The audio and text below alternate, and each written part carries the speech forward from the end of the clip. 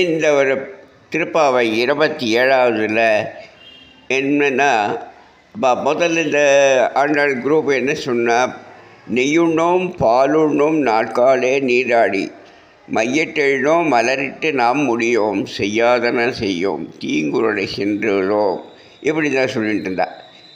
இன்றைக்கி கூடாரை வெல்லும் கோவிந்தா, நாங்கள் மூடனை பெய்து முழங்கை மொழி வார கூடியிருந்து குழந்தையரோடு ரொம்பவாய் பாடகமை என்ற பல்கலை எல்லா விதமான அணிகளையும் அணிந்துப்போம். தங்கச்செயின், கொலுசு, காலு தண்டை, பொட்டு புடவைகள் இல்லை கட்டிட்டு அப்படி தலையை வாரிண்டு அழகாக நிற்போம். முன்னால் நாம் எல்லாம் சேர்ந்து அந்த பொங்கல், அது பால் பாயசம், பாலில் கொதிக்க வச்சது, அது நெய் வழிய கையில் மூடனை வாழ முழங்கை பூரா அப்படி வழியும் அந்த நெய். அது சாப்பிட நாம் எல்லோரும் சேர்ந்து கூப்பிடுவோம்.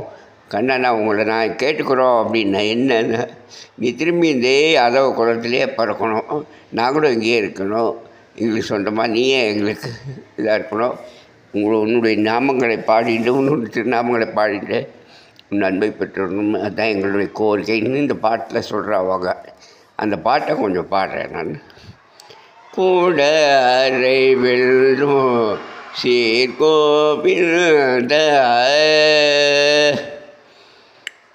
கூட அறை வெல்லும் சீர்கோவில் உந்தன்னை பாடி பறை கொண்டு யாம் பேரும் சம்மானம் பாடி பறை கொண்டு யாம் பெரும் சம்மானம்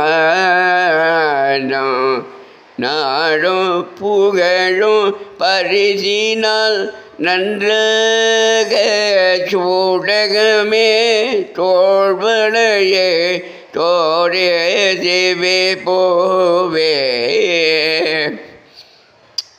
நாடும் புகழும் பரிசினால் நன்றாக சுடகமே தோள்வலியே தோள்வளையே தோடே தேவே போவே பாடகமே என்றனைய பல்கனும் யாம் அணிவோம் ஆடை ஒழுப்போம் அதன் பின்னே பார்சோறு மூடனை பெய்து முழங்கை வழிபார கூடியிருந்து குளிர்ந்தேரோரம்பாய் மூடனை மேய்து முழங்கை வார கோடியிருந்தோ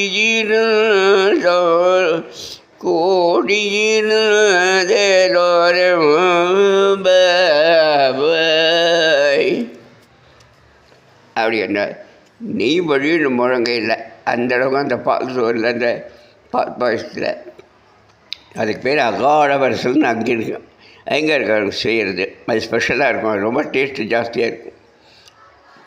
இதில் கொஞ்சம் பச்சைக்கல் குங்குமம் எல்லாம் போட்டு முந்திரி பருப்பு போட்டு நெய்யை நிறைய விட்டு அது ரொம்ப அழகாக இருக்கும், அந்த டேஸ்ட்டாக இருக்கும். அதை எல்லோரும் சாப்பிட்டு கண்ணா நீ எங்களோட சேர்ந்து சந்தோஷமாக இருப்போம் அப்படிங்கிறது தான் இந்த பாட்டுடைய சாராம்சம்.